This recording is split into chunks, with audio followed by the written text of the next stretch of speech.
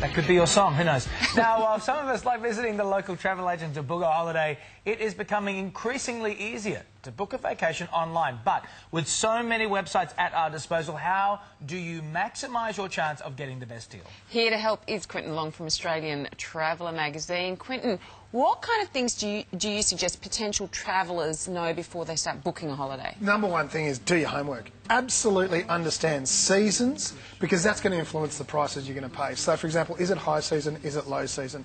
And my number one tip is don't go for low season. It's a reason it's low season. It's not really that good. Right. You're sitting indoors a lot. That's right. Go for shoulder season, because that's going to be the best value and best sort of environment. A good example is Europe. August is peak season. I'd probably target either June or even September, October. Right, okay. Now, when I'm on my computer, I get a lot of pop-up ads. Sometimes I get them for travel things. Should I click on that? No, not on the travel ones. What I would do is actually do your homework and then look at different sort of sites. Number one site for me for booking airline tickets is Skyscanner. Fabulous site. All it does is take you through all the different available options. So, for example, Sonia, you're talking about going to New York.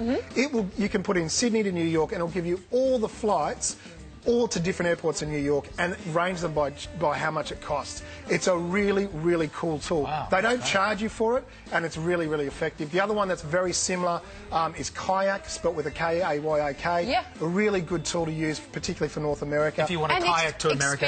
Expedia for holidays is a great thing. They've got this thing called dynamic packaging, which is if you say, I want to book an airline, a hotel and a car hire, they'll put it all together for you, discounts it, and you won't even know where the discounts are, and it'll save you some money.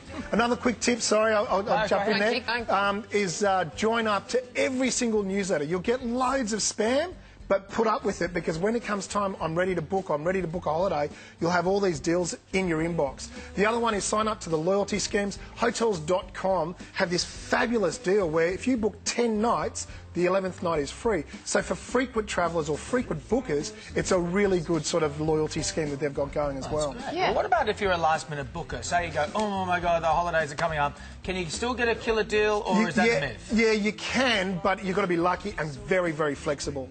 The people you know that get all those great deals, I've got this great deal, are because they don't care where they go. People who have a destination in mind, book early and book very, very direct, and make sure that, you know, I use What If, for example. Never book with What If, I just use it as a research tool. Once I've found out where I want to go, I get on the phone, ring them up and say, hey, do you have a special that you can include for me? You know, can I get an upgrade? Can I get a free bottle of wine? Can I make sure I get a room that has a bathtub? All those sorts of things if you go direct. And that's the best way to use sites like What If. So for accommodation, though, Quentin, like you're talking about What If, any other sites that are particularly good for accommodation? Yeah, look, in Asia, I would probably recommend something like Agoda.